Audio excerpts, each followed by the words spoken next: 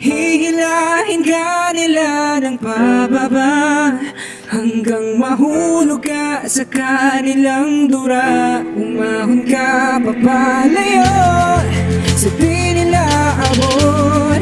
Hayaan mo sila bang nakatingala sa'yo. Mga ugaling talangka na madalas na magtangka na manghila ng pababa, kaya naman puro dada paninira ang gawa, ngunit masyadong halata. Bait-baitan pa kunwari para hindi masama. Huwag mo kong aningin, di nyo ko kayang ululin. Halata sa paningin, kita ko ang saloobin. Nababalot ng gusto sa iyong inggit at puot na kailan may di matatago kahit anong isuot. Kaya makinig ka na lang dyan kung saan ka talaga nababagay na talublog sa putika habang walang umaalala.